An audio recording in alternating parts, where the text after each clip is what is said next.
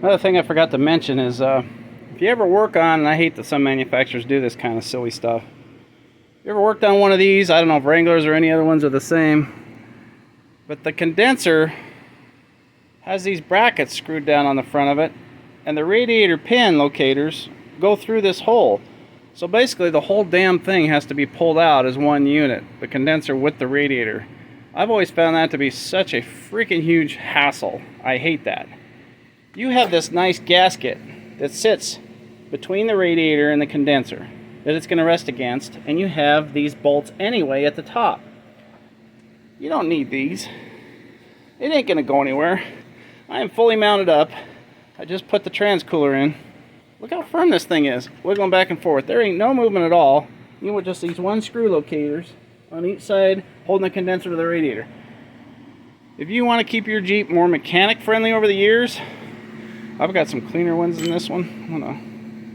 I might pull that back out the trash, but I got some cleaner ones. Another thing I do to make it more mechanic friendly, you know darn well when this shroud is down in there, it again has to all come out as one unit. You have to reach through the crevices you can get by the shroud to try and get to those nuts to get the fan out, and drop the fan out down below, which means you got to pull the plastic cover shield down below out, and then you have to pull the whole condenser, radiator, and the shroud out as one unit, and it is a freaking bear. So what I do, I go in and I make cuts on each side. This has gotten spaced a little. It's just because it's bowing on me. I make little plates to make this mechanic friendly and serviceable. Put a couple nice screws in, just a couple spacer pieces of metal. That way I can separate the fan shroud, and I can just lift the top nicely out, easily reach accessible right through here. Take the top screw one out on each side, and you can lift the top of the shroud out.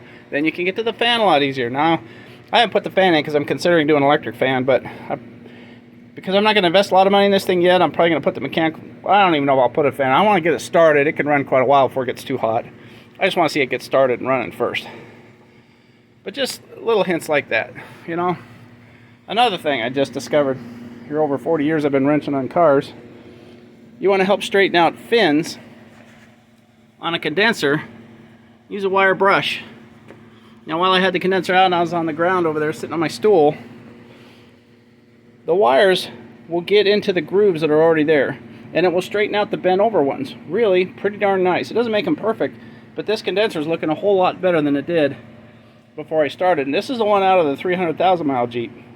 It looked better without an oil leak at the bottom, so I might have a chance in hell of getting air conditioning working on this, but I'm not investing in the AC lines yet or anything till I see this thing running good and know it's, you know, she's gonna be good to go. Should be. Anyway, just a little bit more tidbits, things to consider. Make your vehicle mechanic friendly for yourself down the road. I don't usually will leave these in either.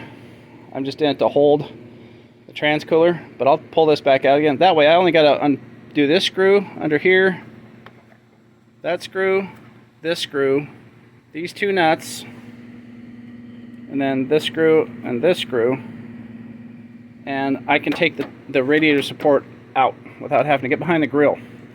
You can still reach these, but you got, you know, the grill isn't hard to take out, but just why not make it easier on yourself?